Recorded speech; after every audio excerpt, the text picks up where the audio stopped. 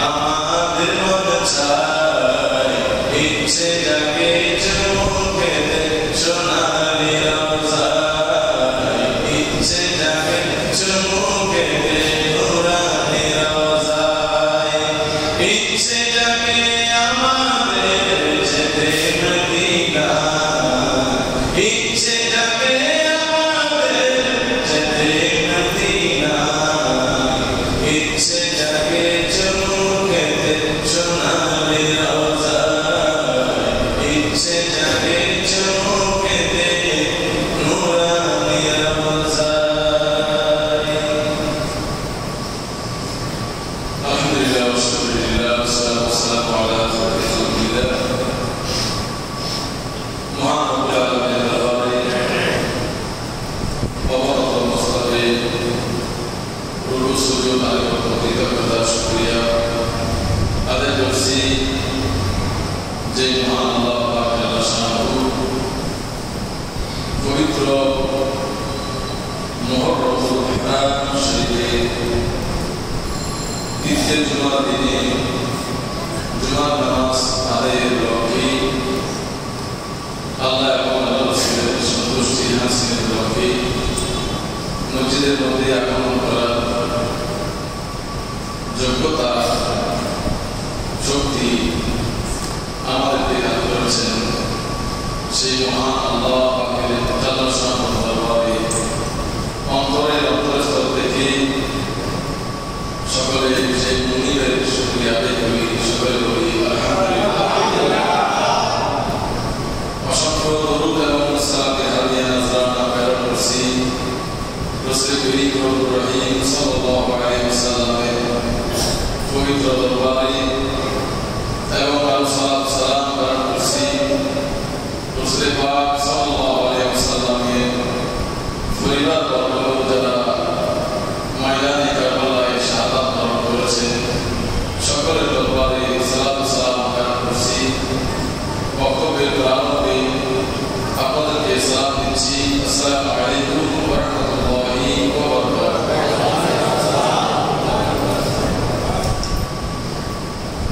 আসলে পবিত্র মুহররমুল হারাম এই মাসটি কত বড় আল্লাহর দরবারে গ্রহণযোগ্য এবং কত বড় শানওয়ালা মাস সেটা ইতিপূর্বে আপনারা বিভিন্ন মাইক্রামদের জবানি শুনেছেন। যে মাসের মধ্যে পবিত্র আশুরা নিহিত, যে আশুরার দিন আল্লাহ পাক সর্বপ্রথম রহমত বর্ষণ করেছেন এবং যে আশুরার দিন সর্বপ্রথম আল্লাহ পাক রহমতের বৃষ্টি বর্ষণ করেছেন। এভাবে বলতে গেলে অনেক লম্বা আলোচনা, আমি সেদিকে যাব না। আল্লাহ পাক পবিত্র জবানে কুদরতি জবানে রাত করেছেন, ঘোষণা দিয়েছেন রাসূল পাকের মাধ্যমে। বিসমিল্লাহির রহমানির রহিম ইন্নাল্লাযীনা ইউযুনাল্লাহা ওয়া রাসূলাহু লা'নাহুল্লাহু ফিদ দুনিয়া ওয়াল আখিরাহ ওয়া আ'আদ্দা লাহুম আযাবান মুহিনা। আল্লাহ পাক শাহ এই পৃথিবীর মুসলমান শোনো, যারা আমি আল্লাহকে আমার হাবিবকে কষ্ট দেয়, লা'নাহুল্লাহু ফিদ দুনিয়া ওয়াল আখিরাহ, তাদের জন্য দুনিয়া আখিরাত উভয় জগতের মধ্যে লানত, উভয় জগতের মধ্যে লানত, লানাতুল্লাহি ওয়াল মালাইকাতি ওয়ান নাসি আজমাইন। তাদের উপর আল্লাহর লানত, তাদের উপর ফেরেশতাদের লানত, তাদের উপর সমস্ত প্রাণীদের লানত, যারা আল্লাহ এবং আল্লাহ রাসূলকে কষ্ট দেয়। আল্লাহ এবং আল্লাহ রাসূলকে কষ্ট দেওয়া এটা কি কোনো মানুষের পক্ষে সম্ভব? কোনো মানুষ এটা করতে পারে? আল্লাহকে কষ্ট দিতে পারে, রাসূলকে কষ্ট দিতে পারে? সেই জন্য কোন মানুষের পক্ষে, যে মানুষের ভিতরে সঠিক জ্ঞান রয়েছে, সেই মানুষের পক্ষে সম্ভব নয়।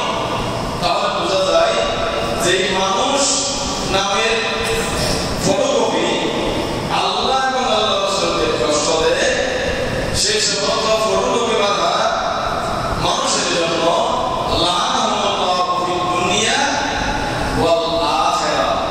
বলুন নাউযুবিল্লাহ।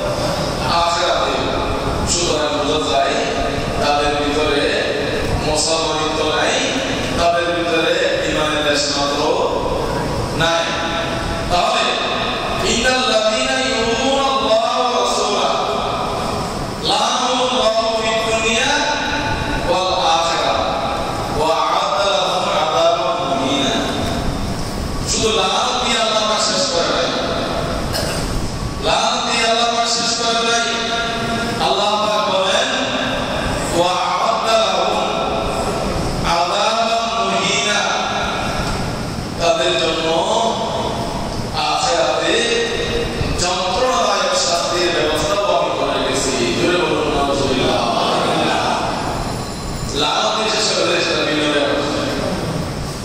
লানত দেওয়ার পরে আল্লাহ পাক তাদেরকে ছাড়েন না। আল্লাহ পাক বলে লানত দিয়ে তোদেরকে শেষ করে নাই, লানত দিয়ে সারা পৃথিবীর মানুষের কাছে তোদেরকে পরিচয় করিয়ে দিলাম। কিয়ামত পর্যন্ত সমস্ত মানুষ তোদেরকে স্মরণ করবে লানতের মাধ্যমে। ঠিক কিনা বলে? তোদেরকে লানতের মাধ্যমে স্মরণ করার জন্য পৃথিবীর জমিনে ইতিহাস রচিত করে আমি আল্লাহ পাক রেখেছি। কিয়ামত পর্যন্ত যখন মানুষ পৃথিবীতে আগমন করবে, মায়ের গর্ভ থেকে ভূমিষ্ঠে আগমন করবে, সমস্ত মানুষ তোদেরকে লানত দিবে। জোরে বলুন নাউজুবিল্লাহ। এবং কিয়ামতের ময়দানে তাদের অবস্থা হবে খুবই ভয়াবহ এবং তাদের জন্য জাহান্নামের সেই যন্ত্রণাদায়ক শাস্তির ব্যবস্থা আল্লাহ পাক করেছেন। জোরে বলুন নাউজুবিল্লাহ। তাহলে এই আয়াত থেকে বোঝা যায় হযরতে সাইয়্যিদুনা ইমামে আলী মাকাম রাদিয়াল্লাহু তাআলা আনহু, যিনি রাসূলুল্লাহর কলিজার টুকরা, যিনি রাসূলুল্লাহ আফালে মস্তক, রাসূলুল্লাহ তাকে চুমু দিয়েছেন, যিনাকে রাসূলুল্লাহ করে নিয়েছেন, যিনাকে নামাজের মধ্যে কাঁধে নিয়েছেন, যিনি নামাজ রত অবস্থায় রাসূলুল্লাহ কাঁধে উঠে তুলে উঠে রাসূল করিম সাল্লাল্লাহু আলাইহি ওয়াসাল্লাম যদি নিয়ত বাঁধতেন, নিয়ত বাঁধার পরে এক হাতের মধ্যে এক হাত দিয়ে নিয়ত বাঁধতেন, আর এক হাতের মধ্যে ইমামে আলী মাকাম থাকতেন। আবার রাসূল করিম সাল্লাল্লাহু আলাইহি ওয়াসাল্লাম যখন রুকুতে যেতেন, তখন রাসূলুল্লাহ ইমামে আলী মাকামকে হাতে ধরে রাখতেন। আবার যখন সিজদায় যেতেন, সিজদা দেওয়া অবস্থায় ইমামে আলী মাকামকে রেখে রাসূলুল্লাহ সিজদায় যেতেন। সিজদা থেকে ওঠার সময় রাসূলুল্লাহ তাকে কোলে নিয়ে দাঁড়াতেন। চিৎকার দিয়ে বলুন সুবহানাল্লাহ। নামাজের ভিতরে রাসূলুল্লাহকে মহব্বত করতেন।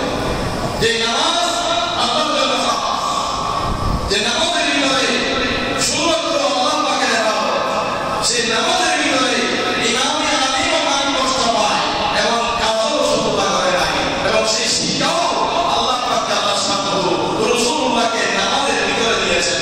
চিৎকার দিয়ে বলুন সুবহানাল্লাহ। আপনারা জানেন আল্লাহর নবী রাসূল করিম সাল্লাল্লাহু আলাইহি ওয়াসাল্লামের দরবারে আসার জন্য যেই সমস্ত ফেরেশতারা বৃষ্টি বর্ষণ করে, মেঘমালা তৈরি করে, ওই ফেরেশতারা আল্লাহর দরবারে আরজ করে, আল্লাহ রব্বুল আলামিন আমাদেরকে একটু সুযোগ দেন, আমরা রাসূলুল্লাহর দরবারে রাসূলুল্লাহর জিয়ারত করতে চাই। এই কথা বলার পরে আল্লাহ পাক আল্লাহ শানহু মেঘমালা বৃষ্টি যারা বর্ষণ করে, এই দায়িত্বরত ফেরেশতারা রাসূলুল্লাহর দরবারে আসার জন্য আল্লাহর পক্ষ থেকে অনুমতি পেয়ে গেল। ফেরেশতারা আগমন করবেন, রাসূলুল্লাহ সাল্লাল্লাহু আলাইহি ওয়াসাল্লাম এইদিকে হযরতে উম্মে সালমা রাদিয়াল্লাহু তাআলাকে বললেন, হে উম্মে সালমা, আপনি দরজার দিকে খেয়াল রাখবেন, যেহেতু এই দরজা দিয়ে আল্লাহ পাকের নূরের ফেরেশতারা আগমন করবেন আমার দরবারে। সুবহানাল্লাহ বলে বলা হয়েছে ফেরেশতাদের সাথে আল্লাহর সাথে পৃথিবীর জমিনে রাসূলুল্লাহ আল্লাহ এবং ফেরেশতাদের নিগুড় রহস্য, নিগুড় কথা রাসূলুল্লাহ সাল্লাল্লাহু আলাইহি ওয়াসাল্লাম জেনেছেন। এটাকে বলা হয় ইলমে গায়ব। রাসূলুল্লাহ বলেন, উম্মে সালমা দরজা ক্লিয়ার রাখো, দরজার মধ্যে যেন কেউ না আসে, এই দরজা দিয়ে কেউ যেন প্রবেশ না করে, একটু সজাগ দৃষ্টি রাখবে। এই কথা বলার পরে উম্মে সালমা রাদিয়াল্লাহু তাআলা দরজার পাশে দাঁড়িয়ে আছেন দারোয়ান হিসেবে, কেউ যেন সেই দরজা দিয়ে রাসূলুল্লাহর দরবারে আসতে না পারে। প্রতিমধ্যে ইমামে আলী মাকাম হযরত ইমামে হুসাইন আলাইহিস সালাম তিনি দরজাকে ঠেলে ইমামে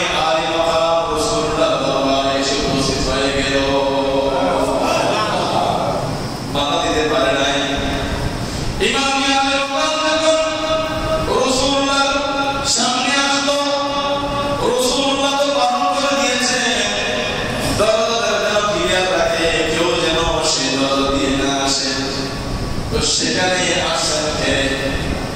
কথা বলেন না, অসুবিধার সমাধান আপনারা বলে গেছেন। সবার জন্য তরফ দিয়ে প্রকাশ করা হয়েছে, কিন্তু ইমাম তিনি যিনি ওই তরফ দিয়ে প্রকাশ করার অনুমতি পেয়েছেন, রাসূলুল্লাহ সাল্লাল্লাহু আলাইহি ওয়াসাল্লাম ইমাম মাকামকে খুলে দিলেন, খুলে নিয়ে আদর মহব্বত করতেছেন। স্বপ্নে রাসূলুল্লাহ পায়ের তালুতে চুমো দিচ্ছেন, কপালে চুমো দিচ্ছেন, হাতের মধ্যে চুমো দিচ্ছেন, গলায় চুমো দিচ্ছেন, আপাদে বস্ত্রে রাসূলুল্লাহ চুমো দিচ্ছেন। এই অবস্থায় ওই ফেরেশতারা রাসূলুল্লাহর দরবারে আগমন করলেন। রাসূলুল্লাহর দরবারে আগমন করার পরে রাসূলুল্লাহকে সালাম দিলেন, ইয়া রাসূলুল্লাহ, নবী গো, আল্লাহ পাক আপনাকে সালাম দিয়েছে। ইয়া রাসূলুল্লাহ, ইয়া হাবিবাল্লাহ, নবী গো, আপনি যাকে কোলে নিয়েছেন তাকে আপনি মুহাব্বত করেন কিনা? মুহাব্বত করেন কিনা? তাকে শিক্ষা দিচ্ছেন প্রকাশ করার জন্য। রাসূলের পাকের মুহাব্বত কতটুকু সেটা প্রকাশ করার জন্য ফেরেশতারা রাসূলুল্লাহকে বলতেছেন, ইয়া রাসূলুল্লাহ, আপনি যাকে কোলে নিয়েছেন তিনাকে আপনি মুহাব্বত করেন কিনা? সুবহানাল্লাহ। আল্লাহর নবী বলেন, নিঃসন্দেহে অবশ্যই অবশ্যই আমি আমার নাতিকে ভালোবাসি, আমার জান থেকেও বেশি ভালোবাসি। এই কথা বলার পরে ওই ফেরেশতারা যারা মেহমান তৈরি করে বৃষ্টি বর্ষণ করে, ওই ফেরেশতারা রাসূলুল্লাহকে বলেন, ইয়া রাসূলুল্লাহ, নবী গো, আপনি যাকে মুহাব্বত করতেছেন, যাকে কোলে নিয়ে আদর করছেন, চুমো দিচ্ছেন, ওই আপনার নাতিকে, আপনার উম্মতের কিছু নামধারী মানুষ, সে আপনার নাতিকে ময়দানে কারবালার মধ্যে শাহাদাত করে দিবে। সুবহানাল্লাহ। শহীদ করে দিবে। যাকে আপনি কোলে নিয়ে মুহাব্বত করতেছেন, চুমো দিচ্ছেন, সে আপনার অন্তরঙ্গ নাতিকে, কলিজার টুকরার নাতিকে, আপনার কিছু নামধারী উম্মত তাকে শহীদ করবেন। জোরে বলুন সুবহানাল্লাহ। শহীদ সেটা হচ্ছে ইসলামিক শব্দ, কোরআনে পাকের শব্দ। এই শহীদ মানে সাক্ষী, এই শহীদ মানে কিয়ামতের ময়দানে যারা উম্মতে মুহাম্মদের জন্য সুপারিশ করবেন। জোরে বলুন সুবহানাল্লাহ। সেজন্য সুবহানাল্লাহ বলছেন। আল্লাহর নবী সরকারে দু আলম সাল্লাল্লাহু আলাইহি ওয়াসাল্লাম দুই চোখের পানি ছেড়ে দিলেন, কাঁদতে কাঁদতে আমার নবী যখন কাঁদতেছিলেন, ওই ফেরেশতারা বলেন, ইয়া রাসূলুল্লাহ, নবী গো, আমরা এটাও আপনাকে দেখাতে পারি যেখানে আপনার নাতি ইমাম আলী মাকামকে শহীদ করবেন, সেই জায়গার মাটিও আপনাকে আমরা আমি দেখাতে পারি। ফেরেশতাদের মধ্যে কি হযরত জিবরাইল আলাইহিস সালাম তিনি মাটির মধ্যে একটা থাপ্পড় মারলেন, থাপ্পড় মারলেন, থাপ্পড় মারার সঙ্গে সঙ্গে ওই কারবালার ময়দানে যেখানে ইমাম আলী মাকাম শহীদ হবেন, সেই জায়গার মাটি রাসূলুল্লাহর সামনে উপস্থিত। রাসূলুল্লাহ সাল্লাল্লাহু আলাইহি ওয়াসাল্লাম দুই চোখের পানি আরো বেশি ছেড়ে দিলেন। রাসূলুল্লাহ সাল্লাল্লাহু আলাইহি ওয়াসাল্লাম ওই মাটিকে হাত মুবারকে নিয়ে পাশে ছিলেন হযরত উম্মে সালমা রাদিয়াল্লাহু তাআলা। উম্মে সালমাকে বলল, ও উম্মে সালমা, এই মাটিগুলো তুমি তোমার শাড়ির আঁচলের মধ্যে বেঁধে রাখো। রাসূল করিম সাল্লাল্লাহু আলাইহি ওয়াসাল্লাম ওই মাটিগুলো সংরক্ষণ করার জন্য উম্মুল মুমিনিন হযরত উম্মে সালমা রাদিয়াল্লাহু তাআলা হাতের মধ্যে দিলেন আর বলেছেন, তুমি তোমার শাড়ির আঁচলের মধ্যে এই মাটিগুলো সংরক্ষণ করে রাখবে। জোরে বলুন সুবহানাল্লাহ।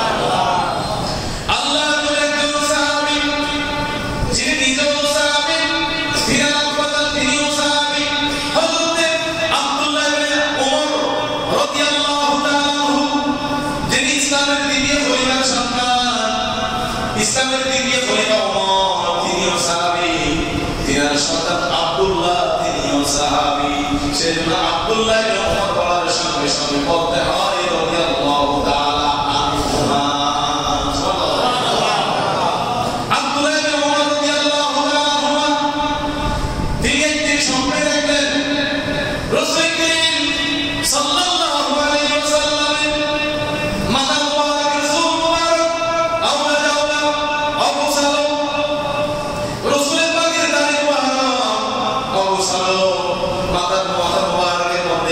লেগে আছে, মাটি লেগে আছে, কাদা লেগে আছে, দাড়ি মুবারকের মধ্যে মাটি লেগে আছে, কাদা লেগে আছে, বালি লেগে আছে, পিঠ মুবারকের মধ্যে আগাগোড়া আবাদে বছর রাসূলুল্লাহ পাকের মসজিদ মুবারকের মধ্যে আগাগোড়া সব বালি আর বালি।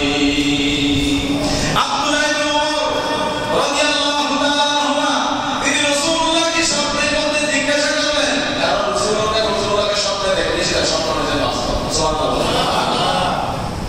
মান রাআনি ফিল মানামে ফাকাদ রাআল হক। রাসূলুল্লাহ বলেছেন, যে ব্যক্তি আমাকে স্বপ্নে দেখবে সে সত্যি সত্যি আমাকে দেখেছে। সুবহানাল্লাহ। ফাইনা শাইতান লা ইয়াতামাসালু বি। নিঃসন্দেহে শয়তান আমি রাসূলুল্লাহর আকৃতি ধারণ করতে পারে না।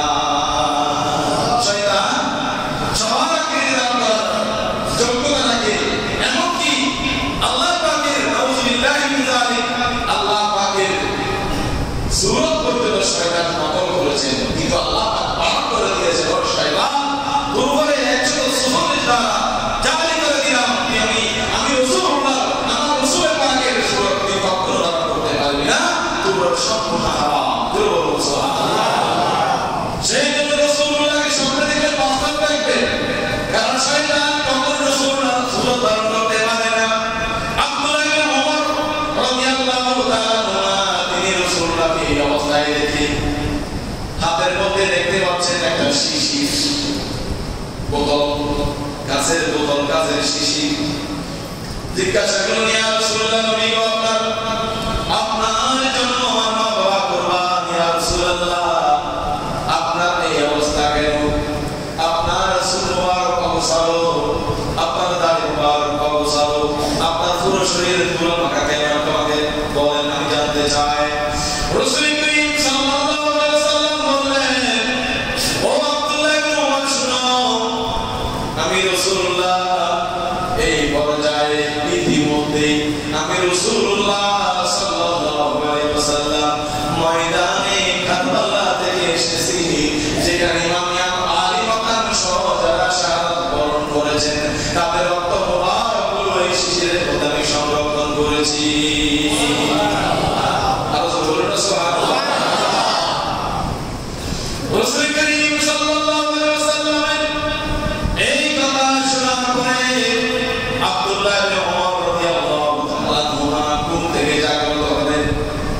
জাগ্রত হওয়ার পরে হযরতে আব্দুল্লাহ ইবনে ওমর তিনি ওই সময়টা মনে রেখেছেন, কোন সময় কোন তারিখে তিনি স্বপ্নে দেখেছেন। স্বপ্ন মিলিয়ে দেখেছেন সেটা কোনো দিন নয়, সেটা হচ্ছে ময়দানে কারবালার দিনে,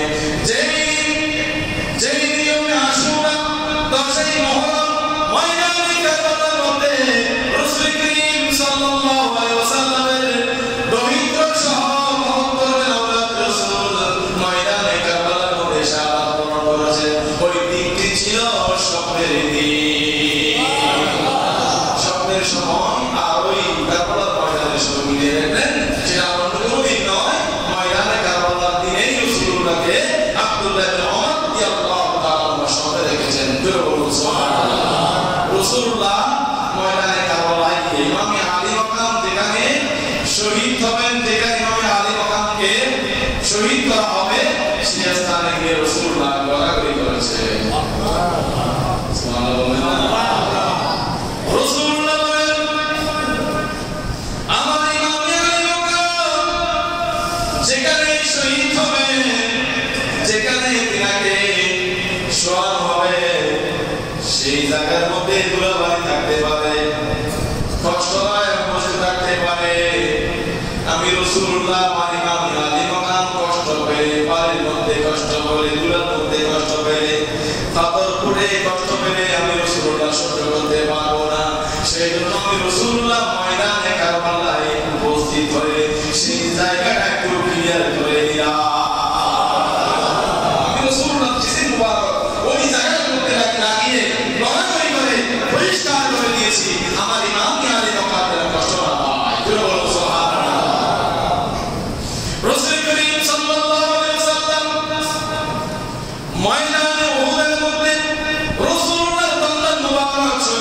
হয়েছে রাসূল করিম সাল্লাল্লাহু আলাইহি ওয়াসাল্লামের একটি দাঁত মোবারক শহীদ হয়েছে এবং সেখানে রাসূলুল্লাহর বাড়ি মোবারকে যথেষ্ট পরিমাণ কষ্ট হয়েছে, আঘাত পেয়েছে। রাসূলুল্লাহর রক্ত মোবারক ঝরতেছিলেন।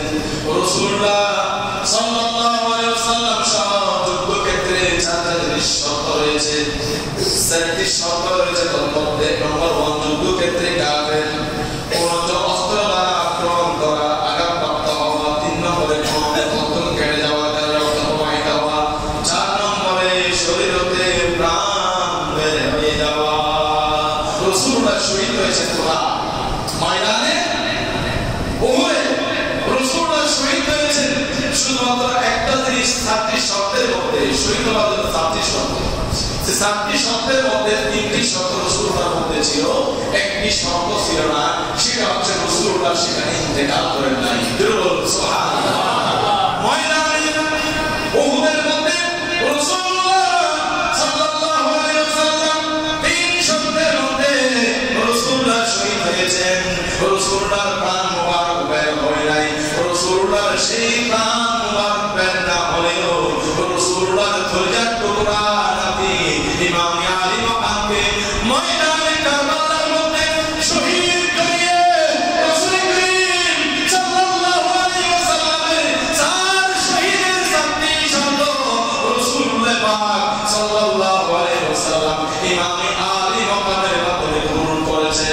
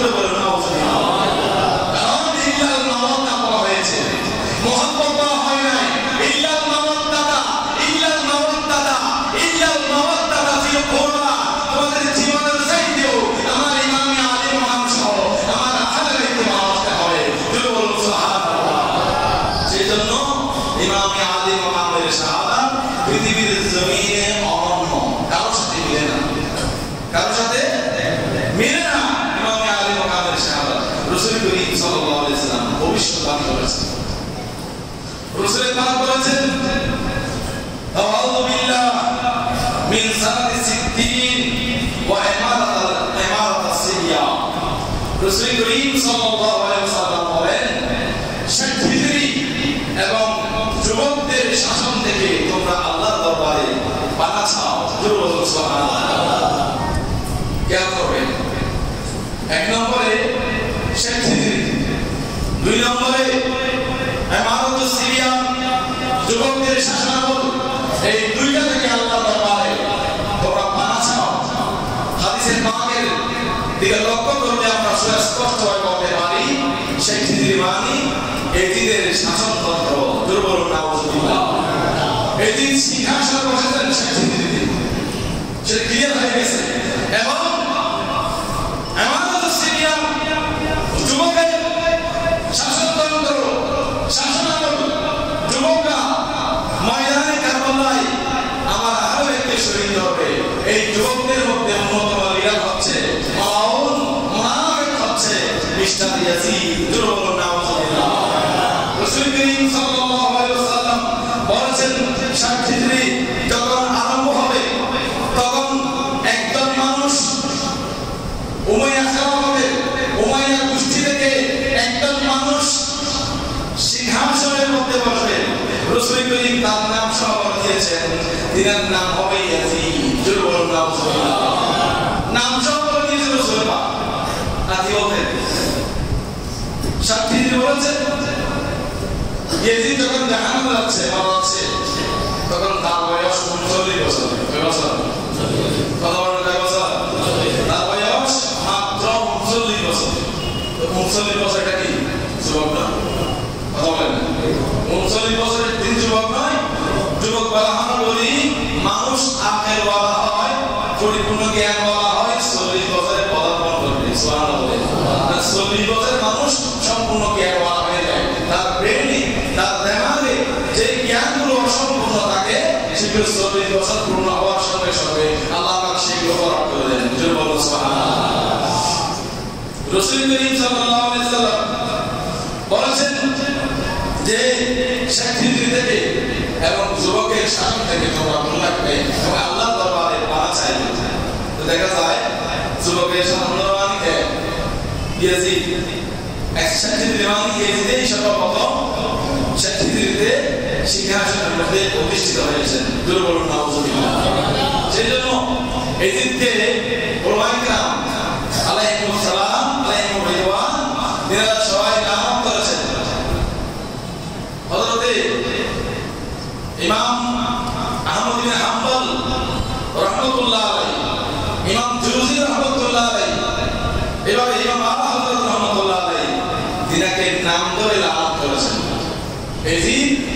এজিদের উপরে আল্লাহ লানত এবং লানত করেছেন। আমাদের মাযহাবের ইমাম হযরত ইমাম আবু হানিফা রাহমাতুল্লাহ আলাইহি তিনি নাম ধরে লানত করেন। তবে তিনি বলেছেন ইন্নাল্লাযীনা ইউযুনাল্লাহ ওয়া রাসূলাহু লানাহুল্লাহু ফিদ দুনিয়া ওয়াল আখিরাহ। এই আয়াতের আলোকে যারা পড়বে তারা সবাই লানত পাবে।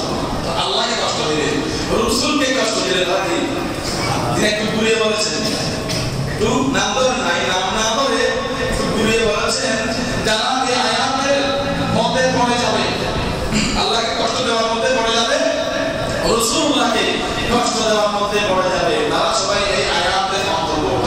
তাদের উপরে আল্লাহ পাকের লানত। সুবহানাল্লাহ। হযরত ইমাম আলী মাকাম রাদিয়াল্লাহু তাআলা যখন কুফার দামেস্কের বাজারে বাজারে ইমাম আলী মাকাম রাদিয়াল্লাহু তাআলা সেরে পাক দরদ সেখানে আছেন। কোথায়? ময়দানে কারবালায়। আর সেরে পাককে তারা বর্ষার মাথায় নিয়ে বাজারে বাজারে ঘুরাচ্ছেন, দামেস্কের বাজারে বাজারে মানুষকে জানান দিচ্ছেন যদি আমাদের যাবে না, আমাদের নেতা, আমাদের প্রেসিডেন্ট, আমাদের প্রধানমন্ত্রী, আমাদের গভর্নর মিস্টার ইয়াজিদের পরে কেউ যদি কথা বলে তার অবস্থা এই ধরনের হবে। দুর্বল নাউজুবিল্লাহ। মানুষ থেকে ভয় ভয় দেখাচ্ছে। ভয় দেখানোর জন্য তারা ইমামে আলী মাকামের সেরে পাক বর্ষার আগায় নিয়েছে। তখন তৎমধ্যে মানুষদের ভিতরে একজন আল্লাহর বান্দা যিনি আহার বাইর রাসূলের প্রেমিক ছিলেন, তিনি সূরা আল-কাহফ শরীফ তেলাওয়াত করতেছিলেন। তেলাওয়াত করতে করতে তিনি পর্যন্ত আসলেন হাসিবাদা আন্না আসহাবাল কাহফি ওয়ার রাকিম কানু মিন আয়াতিনা আজাবা। এই সঙ্গে সঙ্গে এই আয়াত বলা হচ্ছে যে আসহাবে কাহাফ তিনারা পাহাড়ের ভিতরে আত্মগোপন ছিলেন কাফের থেকে বাঁচার জন্য। চারজন মানুষ আল্লাহর বান্দা তিনারা কাফের থেকে বাঁচার জন্য তৎকালীন সময়ের সেই দেশের যিনি বাদশা তিনি কাফের, তিনি তাদেরকে মারার জন্য হত্যা করার জন্য বুঝছেন। এই অবস্থায় তারা একটি পাহাড়ের গুহার ভিতরে প্রবেশ করেছেন। আল্লাহর হুকুম হয়েছে তিনারা সবাই সেখানে ঘুমের মধ্যে ছিলেন। প্রায় 300 বছর ওই গর্তের ভিতরে মুক্ত অবস্থায় ছিলেন। আল্লাহর হুকুম হয়েছে আল্লাহ পাক তাদেরকে আবার জীবন দান করলেন, জীবিত করলেন। এই আয়াতের মধ্যে আল্লাহ পাক আল্লাহ বলেছেন, আল্লাহ পাক বলেছেন কানু মিন আয়াতিনা আজাবা। এটা হচ্ছে আল্লাহ পাকের একটা বিস্ময়কর নিদর্শন। বলুন সুবহানাল্লাহ। 300 বছর ধরে তোমার জীবিত হয়ে কথা বলা এটা অবশ্যই বিস্ময়কর। কিন্তু এই আয়াত যখন ইমামে আলী মাকামের সের পাকের সামনে তেলাওয়াত হচ্ছিল তখন ইমামে আলী মাকাম রাদিয়াল্লাহু তাআলা জবান খুলে গেল। তিনি বলেন আজাবিল আসহাবিল কাহফি ক্বাবলি ওয়া আমরি। হযরত ইমামে আলী মাকাম রাদিয়াল্লাহু তাআলা বিরহি তেলাওয়া ইমামে আলী মাকামের সের পাক তিনার জবান খুলে গেল।